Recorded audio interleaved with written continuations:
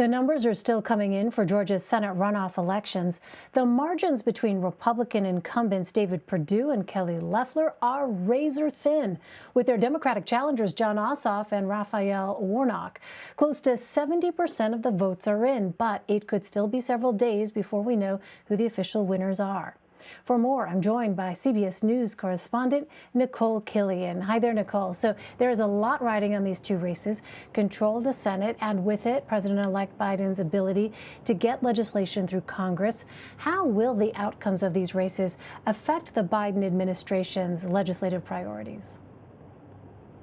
Well, this really is critical for the president-elect's agenda. Even though he's used to working across the aisle, it certainly would make his job a lot easier if he had more Democrats in the Senate to get his agenda through. And he's acknowledged as much, in his campaigning and even in interviews today that he did in the state. And he talked about the importance of the Democratic candidates, Raphael Warnock and Jon Ossoff, getting elected, that would, in fact, help move his agenda forward. For instance, when it comes to things like vaccine distribution, which he knows will be a major undertaking by his administration, and one that is going to require additional funding from Congress. Similarly, when we look at COVID relief, we know the president-elect has already said what the Congress passed late last year was really just a down payment, and that more is going to be needed. Again, not just in terms of some of those stimulus checks, but whether that's additional funding for schools to try to get those open, which is part of his 100 days agenda. So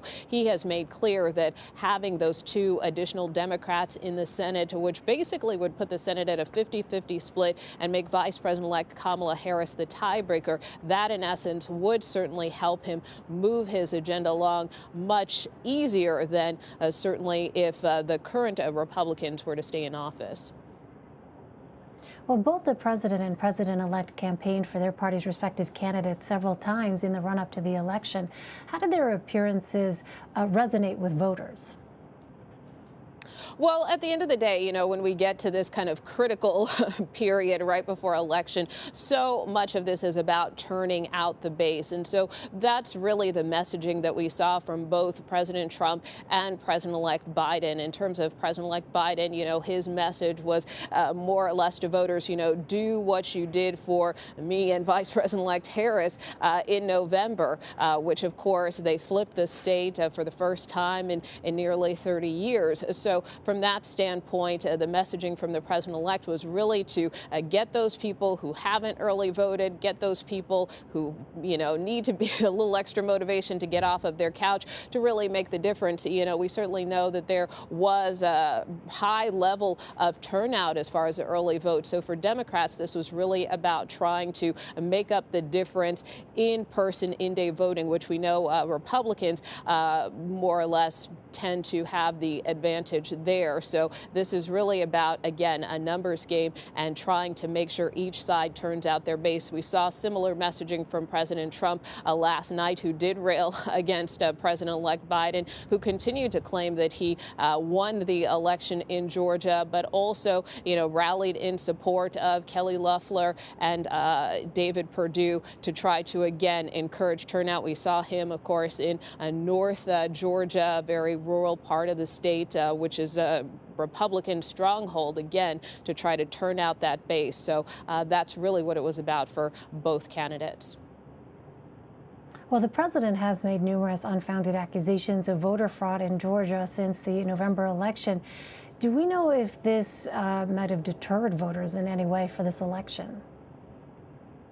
Not from the standpoint of turnout, at least, which again seems to be relatively strong as far as in-person voting today, and again as far as early in-person voting that we saw prior to today. So from that standpoint, people continue to turn out and vote. And look, as far as the president's supporters are concerned, a lot of them do feel, that the election was unfairly decided and that it was rigged. And some of them have bought into the president's messaging there, even though, as we all know, he did not win the state of Georgia, nor did he win the election. But that being said, many of his supporters feel that he was wronged in this scenario. And to that extent, certainly, we have seen a number of supporters kind of back those claims, but yet still turn out to vote.